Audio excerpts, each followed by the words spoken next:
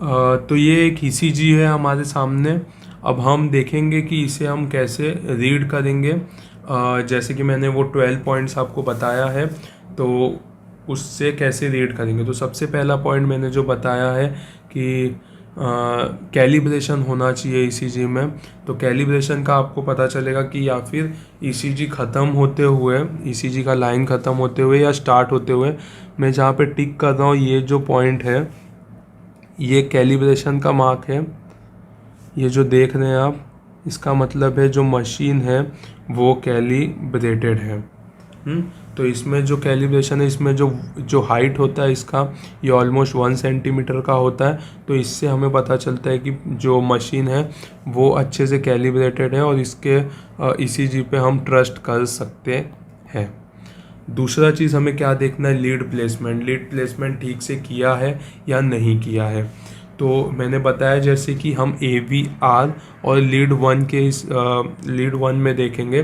तो AVR में जैसे कि हम देख सकते हैं कि यहाँ पे जो P वेव, QRS कॉम्प्लेक्स और T वेव, ये सारे के सारे नेगेटिव डिफ्लेक्शन है, यानी कि नेगेटिव साइड पे हैं, इन्वर्टेड है। और जो लीड वन है वहाँ पे P वेव, QRS कॉम्प्लेक्स और T वेव ये सब पॉजिटिव है, अपवर्ड मूवमेंट बता रहे हैं। तो ऐसा अगर हमें ईसीजी में देखने मिलता है तो हम कह सकते हैं कि जो लीड प्लेसमेंट है वो सही किया गया है और वो ईसीजी में प्लेसमेंट ठीक है, वो अच्छा है ईसीजी। थर्ड पॉइंट हम क्या देखेंगे, तो रिदम देखेंगे। तो रिदम जैसे कि मैंने बताया कि रिदम हम देख सकते हैं लीड 2 में, जो कि लॉन्गेस्ट इसका लीड हमें निकालते हैं लीड 2 का। तो उसमें हम देखेंगे रिदम। तो सबसे पहला रिदम में देखेंगे रेगुलर रिदम है या फिर इरेगुलर रिदम है। तो जो ये दो, ये एक और ये दो, इसके बीच का गैप और फिर इसके आगे का गैप देखेंगे तो हमें पता चलेगा कि ये जो रिदम है ये रेगुलर है। कैसा है ये रिदम जो है वो रेगुलर रिदम है। दूसरा चीज़ इसके बाद हम देखेंगे जो रिदम है वो साइनस रिदम है या नोडल रिदम है। तो जब ईसीजी में P वेव फॉर्मेशन होता है, जैसे कि यहाँ पे P वेव फॉर्मेशन है, यहाँ पे है P वेव, यहाँ पे P वेव है, हर एक लीड में P वेव का फॉर्मेशन है। तो जब भी P वेव का फॉर्मेशन होता है तो हम उसे क्या कहेंगे, हम उसे कहेंगे साइनस रिदम। इसके बाद हम क्या देखेंगे, तो हम देखेंगे कि हार्ट रेट देखेंगे। तो हार्ट रेट देखने के लिए हम दो आधार इंटरवल के बीच का जो गैप है उसमें कितने स्मॉल स्क्वायर है उसको हम काउंट करेंगे। तो जैसे कि एक लार्ज स्क्वायर में 5 स्मॉल स्क्वायर्स होते हैं, तो इसके बीच में 1 2 3 4 5 लार्ज स्क्वायर है, यानी कि 25 स्मॉल स्क्वायर्स है इसमें। और इसके बाद यहाँ पे 4 काउंट है और यहाँ पे 4 काउंट है। तो जैसे कि 25 + 8 अगर हम देखेंगे तो 33 होता है। तो 1500 अपॉन 33 करेंगे, या फिर हम कह सकते हैं कि 1500 अपॉन, अगर हम 30 भी लेते हैं तो हमें कितना मिलता है वैल्यू, तो अराउंड मिलता है 50 के। तो जो इसका हार्ट रेट है ये 50 या 50 से थोड़ा कम होगा। तो इस हिसाब से हमें हार्ट रेट के बारे में पता चलता है।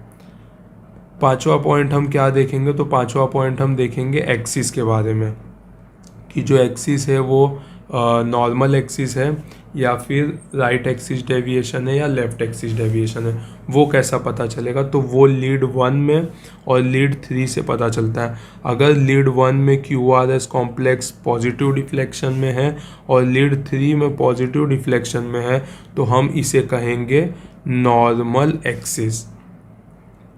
हम इसे कहेंगे नॉर्मल एक्सिस। तो ये इस ईसीजी में जो एक्सिस है वो कैसा है, वो नॉर्मल एक्सिस है। इसके बाद हम P वेव के बारे में देखेंगे। तो जैसे कि हम देख सकते हैं कि P वेव का ऐसी कोई डिफॉर्मिटी हमें देखने को नहीं मिलता है।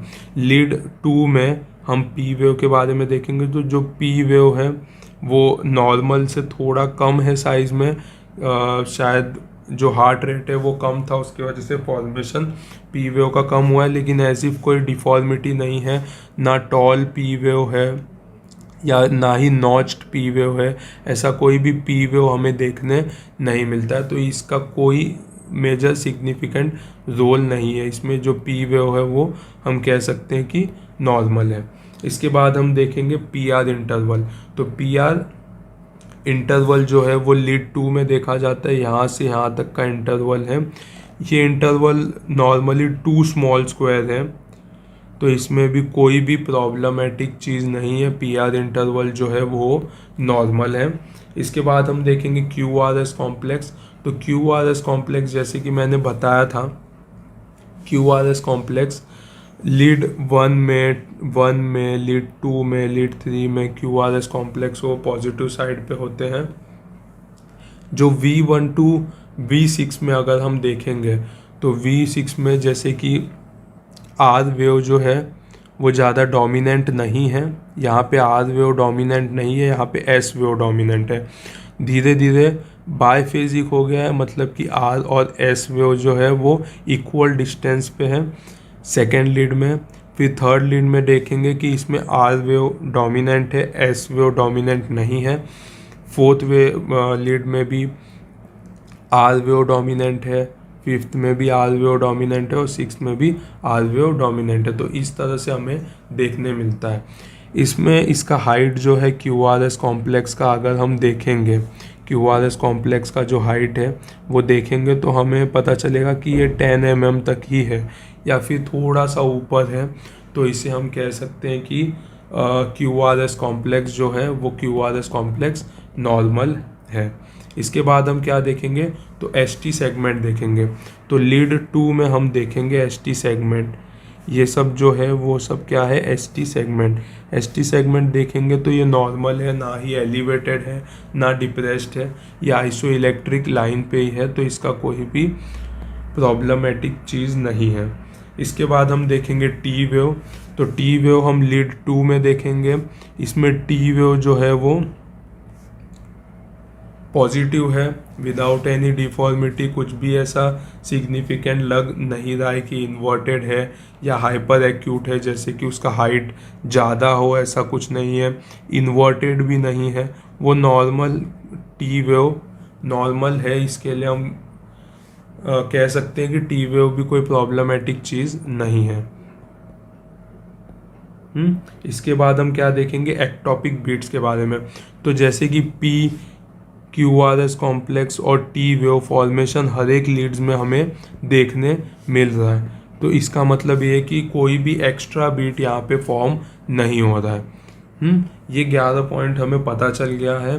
अभी इसके बाद हम इसे प्रेजेंट कैसे करेंगे, कंक्लूड कैसे करेंगे। तो सबसे पहला हम बोल सकते हैं कि इसमें जो है वो रेगुलर रिदम है,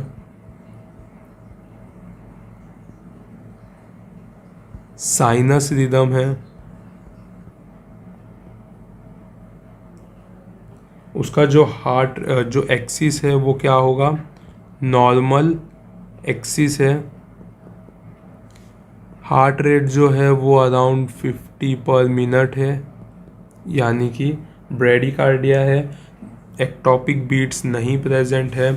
P Q R S T P R interval और एस टी सेगमेंट में भी कोई प्रॉब्लम नहीं है। तो हम इसे कहेंगे कि ये ईसीजी हम कहेंगे कि patient is in sinus bradycardia with normal axis. ये हो गया हमारा कंक्लूजन, या फिर ईसीजी को देख के ये डायग्नोसिस हम बोल सकते हैं।